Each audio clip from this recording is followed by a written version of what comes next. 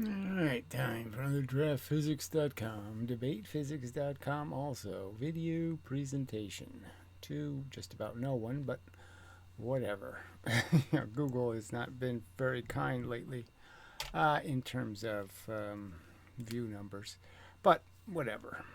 Um, and these videos are not all this minutia you have to go into in terms of the physics.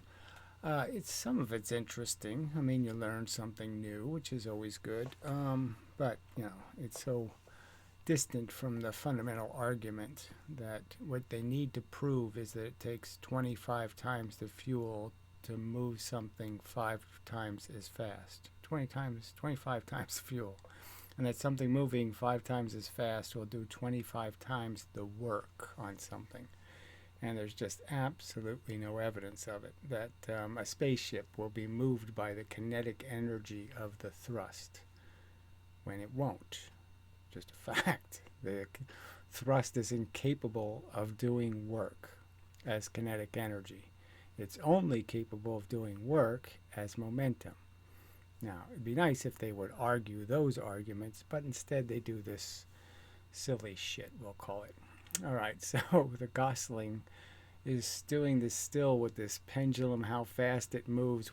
This demonstrates something, and it doesn't demonstrate anything. And he just always has to keep applying his gimmicks and saying, "Oh, yeah, the gimmicks don't matter." Yeah, they do. So in this case, I mean, let's first. He has this, he's conceding his camera quality, his image quality sucks. And it's because you have the camera set to the widest view. You have like super wide, and you don't want that. Okay, you might even want to go back to almost a square for these kinds of videos, frankly. You're just wasting pixels with the wide view thing. And so you just change the settings not to be whatever that is, super wide screen thingy. And then your image quality will improve quite a bit. Frame rate will go up. Everything will be better. Moron. Anyway, okay, so he's done this experiment. I guess I'll just play two parts. All right, so he has a true mass at one distance and a one mass at two distances, but he has them, as we'll point out, hanging on, suspended on rigid bars. Okay, and so it oscillates at a certain rate. I'll leave it at that, and then I'll put the two weights, equal weights on. Yeah, pretty slow. And then he changes it to two equal weights, okay, and two heavy weights, presumably. Two masses, one distance. And it has the same oscillating arc, but it's obviously moving like almost twice as fast. Okay, and so he says this proves that somehow the lighter mass has inertia and all that kind of nonsense, and it doesn't prove any of that. So we will draw it just because it's easier that way than to attempt any other kind of way of visualizing the circumstance. So as I have pointed out with levers, you can have three varieties. Okay, you can suspend it from the top. You can suspend it from a, oh, isn't that annoying, or at the bottom. Let's fix the damn focus. Always something. Oh, that's much lovelier. And if it's suspended from the top, as I've pointed out, what's really going to happen is this was a close-up of the lever and this is the suspension point.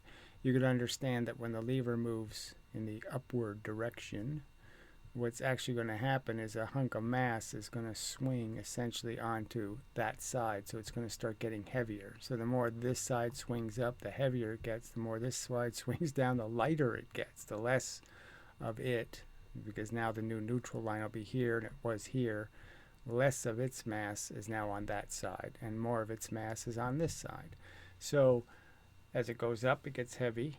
As it goes down, it gets light. So obviously it oscillates. And it's in the center, none of that happens, so there's just no differential. So you could put it at any location and the two weights will balance and it'll just sit there. So you could have it here, you could have it here, you could have it here, and it'll just sit there. And fulcrum at the bottom does exactly the opposite. So as this side goes down, it gets heavier. So it's a lot harder to keep it balanced. So you can balance it perfectly, all right, but you can't get it to oscillate, because as soon as one side goes down, it's going to stay down essentially until you really lighten it, because you made the other end heavier. So you made the bottom end, the down end, heavier. So now the only way to get it is you need to make this side heavier. You need to push it with more weight, or it won't balance. All right, so what he has done to ruin that simple mechanism for understanding is he's added length to the lever. Now the argument is, is that you could add any amount of length you want when you're just balancing it. So if you just want it to balance, you could have the weight here. Okay, you could have the 2 mass. Well, let's say 2 mass and 2 mass. I could have a 2 mass here and a 2 mass here. And let's just say this weight of this bar or whatever, the suspending material, was minor. So if it weighed 1/10, then this would be, 1.9 mass here. And if if it weighed 1/10, then well, that would be 2 units of it, and this would be 1 unit of it. So it would be, whatever, 1.95 for this mass. So you're just saying that you could technically have the weights anywhere. It doesn't matter how far down I suspend the weight when it's balancing. Okay, so when it's balancing, not a problem. But now as soon as I move the lever, I'm going to do exactly what happens here. In this case, when I'm suspending it from above. And when I was suspended from above and I have equal masses on it, it just doesn't matter. So I could have the 1 mass at 2 distance or the 2 mass at 1 distance, and the same amount of the lever is going to move from one side to the other, but the masses aren't going to change because they're dangling. They're not stuck to the lever, they're hanging. So when the lever's in that position, they're still hanging down, so they're always applying their weight in the same direction. Where in this case, with these rigid bar thingies, the weights move out. So as the lever moves up, the weight is moving further out. Okay, so it's getting heavier. So that's the problem he created with this mechanism. So in a sense, it's just sort of cheating, I would argue. Let me erase this and draw his actual experiment. Alright, so in his experiment, he compares the 2 mass and the 1 mass, which do balance, and then the 2 mass and the 2 mass, which does balance. Alright, but they're on these sticks. Okay, so they're going to swing out as the lever moves. These are rigid, so they swing outward. So in fact, you could think of this as being sort of the length of the lever is longer as it moves up. So it's like you're sliding the 2 mass further out and further in as it moves down and up. These two are, it's like the whole lever is shifting where the fulcrum is. And that's the weight that's causing it to oscillate. And so it's oscillating again. It's twice the oscillation with the 2 mass and the 2 mass, indicating it's twice the energy, because the oscillation is the same length. So they both oscillate the same distance. Okay, so the distance of the oscillation is the same and the period is almost twice, so you're saying it's twice the momentum. So there's twice the difference in the ratios of the masses here. Okay, when they're do this, their weight imbalance is twice the weight imbalance that happens here. And I'd argue the reason is that, say this distance here is 1/3 this distance. Well, in this case, that distance is only 1/6 of the total distance. So you're only adding 1/6 the distance, extra lever in this case, and you're adding 1/3 extra lever in the other case. So it's a huge amount of proportional change. So you've moved a 2 mass a bigger distance, and a lighter mass a smaller distance relative. And so the two ways you fix this experiment. So the thing also you need to understand is he he starts the experiment with the two mass down. Okay, so the side that's the same is the side that's down. So that's the side not creating the energy. So I'd say that one simple fix for the experiment is to drop the side that doesn't change. So this is the side you need to initiate. Now, I'm not sure that'll make it oscillate the same speed, but it's more likely to anyway. And the other change is to proportionally change this distance. So instead of this being the same distance as the one distance, since this is twice the distance, you need to make this twice the distance.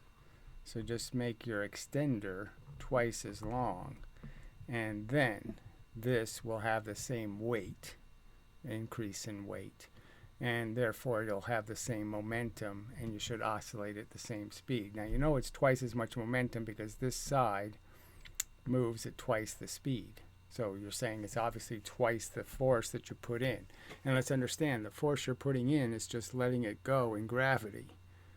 So whatever the mass differentials are, the weight differentials, not the mass differentials, whatever the weight differentials are, that's what the initial force is going to be made out of, is just that mass differential.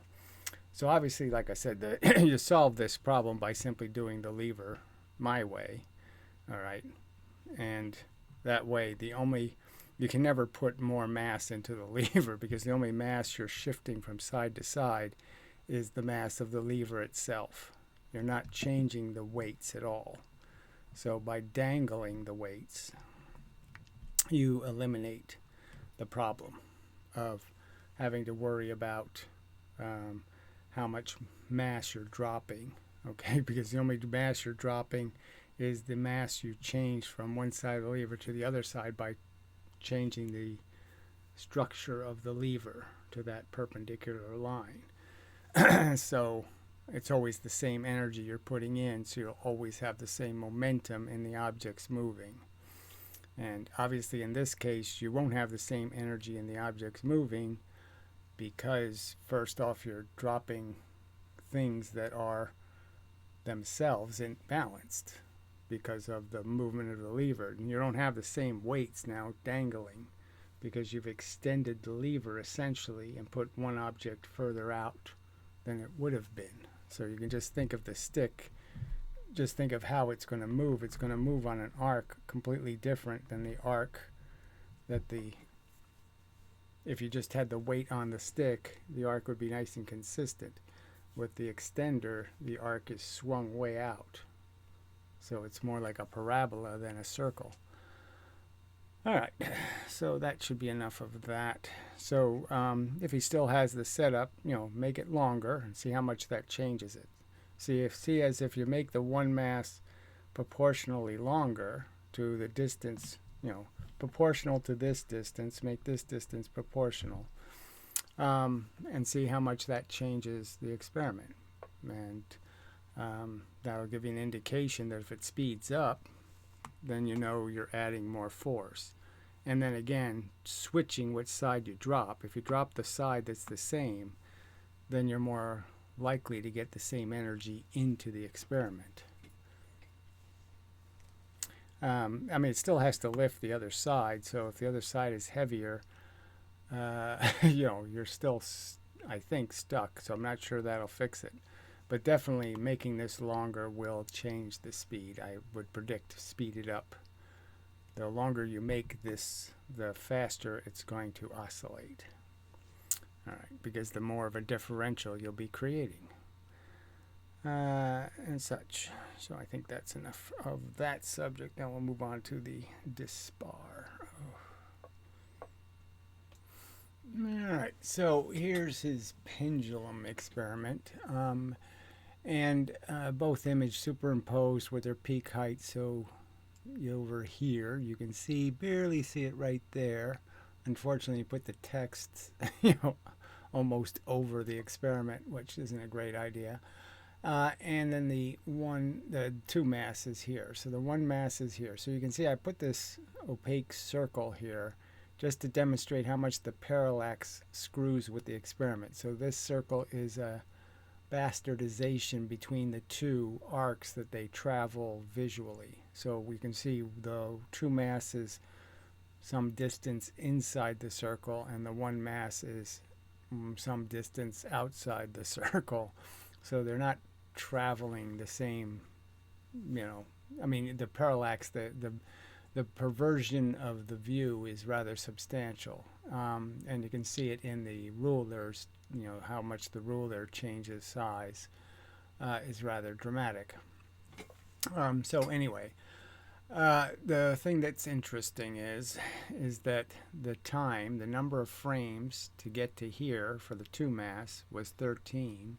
The number of frames to get to here was 13. So the time is the same, even though obviously the distance is hugely different. And it certainly looks, sort of like this is like 80% of this. So it's pretty close to twice the distance if you traveled it on the circumference of this circle. You would have traveled close to twice the distance to get to here, indicating twice the velocity, of course. And so parallax is sort of just ruining, making a head-to-head comparison and doing the distance thing. Now, even the distance thing, if you take the bottom of this circle and this height, and then you go up, you're twice is here, so you're obviously well above twice from even that view. But I'd argue if you go by the circumference of the circle, it's a lot closer to, whatever, twice the distance in the same time. So again, the fact is that if you were to drop a pendulum from any location and then drop an object straight down, so you're having it swing on the pendulum or drop straight down, the free fall speed is going to be huge, much faster than the speed of the transitioning pendulum.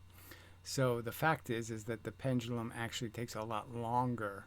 So say if I dropped it from a very small height, it would take the most amount of time more than the dropping height. So if the dropping height was a half a second, this time would be maybe 2 seconds. It'd be a lot more. And then the higher and higher I go, the less and less that happens. But anyway, it's a dramatic, because what you're basically doing is converting something that wants to go this way, and the energy has to be converted into this way. And that is what is occupying the time, is the conversion. And the fact is the thing is in gravity longer, so it means there was more force involved, and that force is in the form of tension on whatever your fulcrum is up there. Okay, so I did put these lines here indicating where the center would be, and just so you can see that the angles, what the angles are. And this is like 80 degrees, and this is 40 something. So it's pretty close to 2 to 1. But anyway, and what else do I want to point out? So that was interesting. I didn't realize that the speed is so affected by the pendulum doing the conversion. And obviously when it's going up, the conversion is all happening up here, where you're going from converting this way into all this way. And so that's when the peak tension is on the pendulum. And when it's swinging down, the peak tension, I mean on the whatever you're using as a fulcrum. So he never really showed us how he's suspending this pendulum. So if the bar flexes, that's going to absorb a lot of energy. And clearly if he has it across something with weights on it, just any shifting is going to absorb energy. So any place, it has to be very rigid. So you can kind of think of it as a tether ball kind of thing. So if I hit a ball and it goes around a stick, if the stick wobbles, the ball will lose energy and won't go around as quickly. But the more rigid it is, the more energy I'll keep in the rotation. So a lot of this is dependent on how rigid that attachment point is for your pendulum. If the pendulum wobbles, it's like a swing set. You push a kid on a swing set. Well, if the whole swing set starts to tip, the kid actually doesn't go as fast because it's lost a whole lot of momentum. to the movement of the entire metal swing set. It would be the argument. But anyway, so this does look a lot like pretty close. Okay, it's getting a lot closer to, if their argument was 1.4, this is looking like 1.8. Okay, so it's a lot further from theirs and closer to mine. And so I'll show one more image of another argument from frame rate. So the fact that it takes the same time, again, it's just very interesting that obviously it's slowed down an awful lot here for this to be the same time. It just it's just interesting because dropping will create, if you're going to drop something and get twice the velocity, it's going to take twice the time to get twice the velocity. But obviously in this case it won't. All right, so this is an image of the two objects. Where the hell did the arrow go? Oh, there it is. Okay, so this is the one mass and this is the two mass at the same number of frames in the video. And you can see that the blur of the one mass is, much like, even if you said this was part of the blur over here, it still looks like at least twice, and in this case even more, the amount of blur, indicating that it's going a lot more than 1.4 because it's blurred twice as much. So again, not proof of anything. None of us, I don't think, know exactly how much the frames blur. Could be that you only need to go a third faster to blur, but I'm just saying it is a piece of, okay, it's right there in front of you. And this is like at the fourth frame or something. At the fifth frame, it's doing the same thing. There's like twice the blur. So obviously it is going much faster, initially taking off. So just a piece to throw in there as counter argument to their claim that somehow they're demonstrating it's 1.4. This looks like a lot more blur than 0.4 more blur. So I'd say bullshit. I call bullshit. All right, so I guess what else do I have to add? So I just draw real quickly the idea of, like I said, what he's suspending. I'm assuming from what you can see in the video, he's suspending the pendulum, okay, from a bar. And so this bar, the length of it's going to mean it can bend more. All right. So we don't know what it's made out of. So we know it's long, probably longer than it has to be. And we know that it's probably on some surface, and it's, he's got books on it or something. I don't know, some kind of deterrent to motion. But is it enough of a deterrent? So, what we need to probably see is a kind of a high resolution image of this during the experiment, just to see how much, if any, this bar moves in the two experiments. Now, obviously, the one mass is going the higher velocity, and it has to go it's doing a lot more converting in the up direction.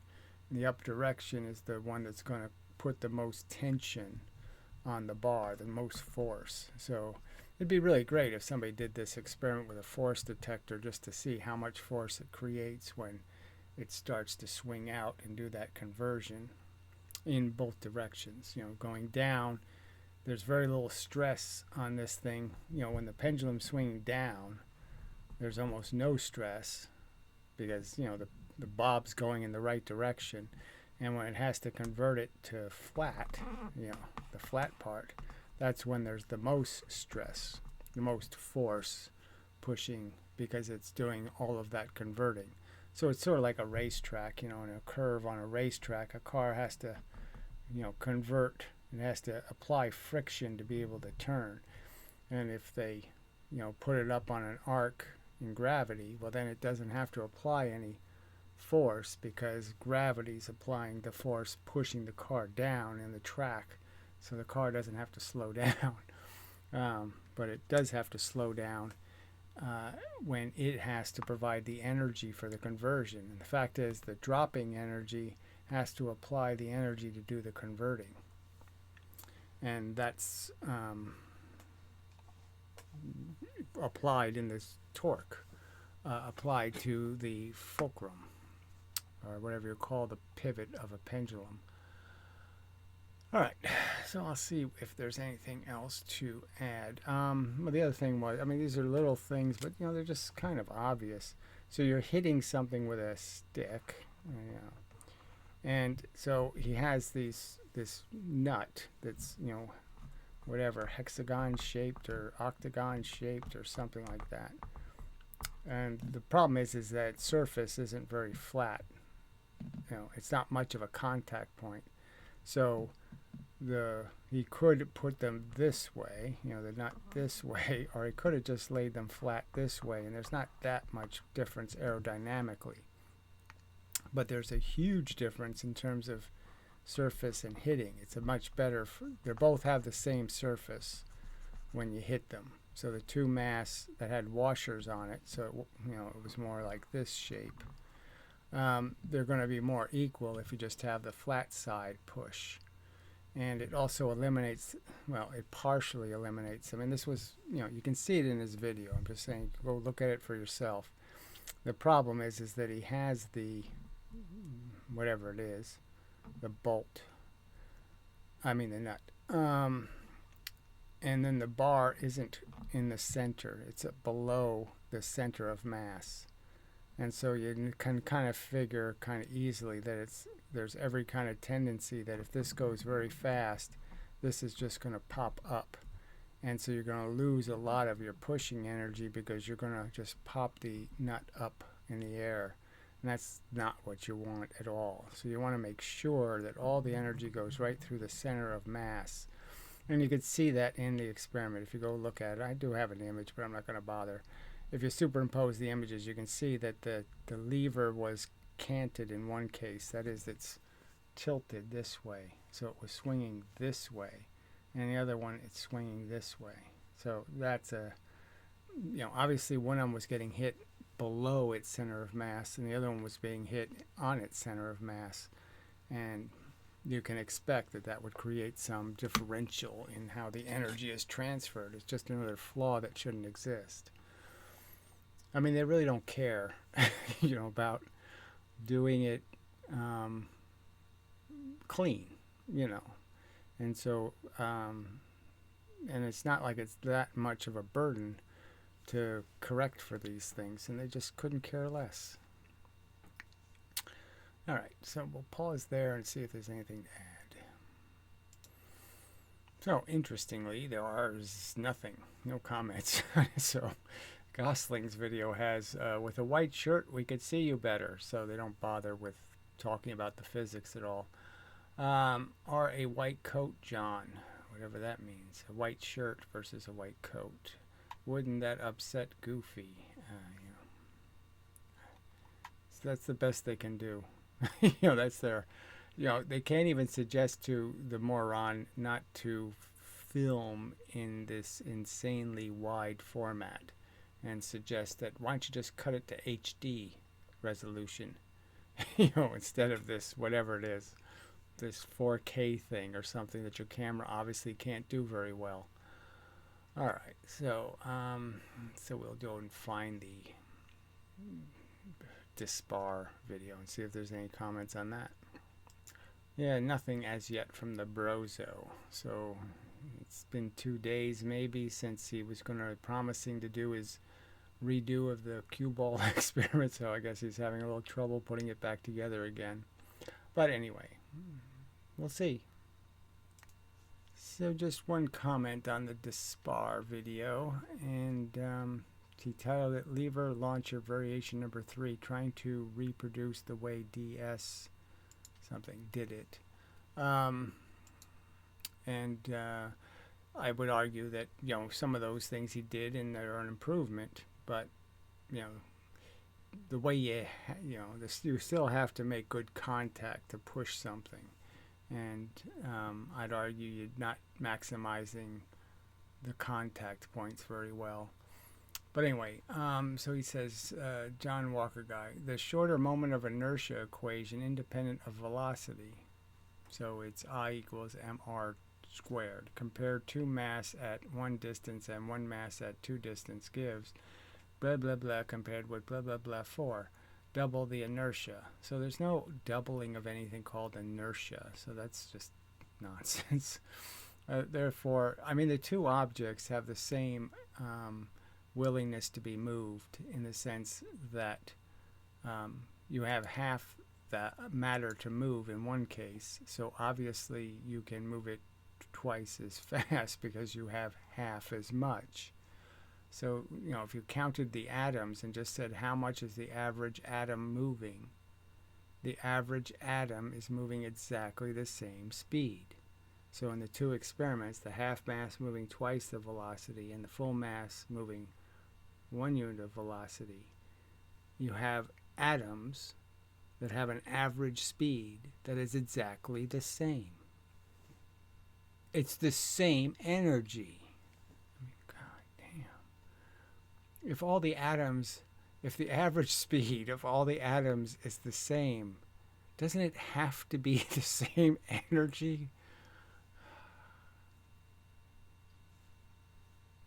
Anyway, heavier masses compensate better for the mass of the wooden rod. Only theory. So I guess I should say the average speed, if you average it over being some generic number.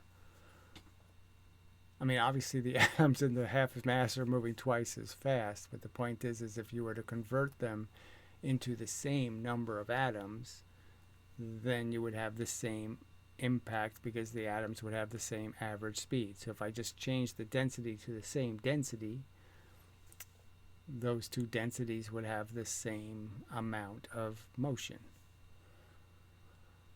If I just did the pool ball thing, I hit one pool ball into two pool balls. The two pool balls leave with the same momentum that the one had, so they move at half the velocity. So the same argument is applied, and just rationally you can understand that, yeah, two going half the speed is the same as one going 1 unit of speed. All right. Heavier masses compensate better for the mass of the wooden rod. Only theory. So he says 2v times faster, thus. Therefore, twice as high, 2v times faster, thus. So it sort of blows up the idea. He's saying that twice as high is twice the velocity, when the argument is it has to be 4 times the height. So he's arguing with Dispar's point, and nobody's countered it. So who knows? Comments? So I'm just refreshing to see. Yeah, nothing. All right. Well, I could try the newest first thing and see if that. Now it's still nothing. All right. So never mind that. So enough of this. Yeah. So, yeah, I guess there's nothing else I have to bring up. So till the next time and such and so forth and whatnot. Oh yeah, I should play the end of the Gosling video. Okay, hold on a minute. Alright, yeah, so let's just play this little ending. It's pretty funny. I'm finding myself doing what I did a year ago. Having to respond to every silly accusation. So again, so he's saying it's a silly accusation to say this has nothing to do with a standard lever. I mean, you putting these extra lengths on the lever isn't any part of the argument. So nobody brought anything into this equation that, okay, let's do it for this bizarre, strange compound lever you're going to create, and let's say what the rules are for that. So you didn't establish ahead of time what the rules are for that. You didn't establish the mathematics for that. You didn't do a damn thing to demonstrate that this is the same thing as, that you haven't changed anything by putting those extra sticks essentially on the lever, that nothing has changed. It works exactly the same way. When your own point is that it won't oscillate unless you do that. Pointing out my very point. okay, that you have to create some sort of distortion, all right, in the mechanism for, that somehow makes the side that goes up heavier. So as it goes up, it has to get heavier. Well, the only way you can make that happen, in your case, when you're suspending it from the center, is to make the weights change.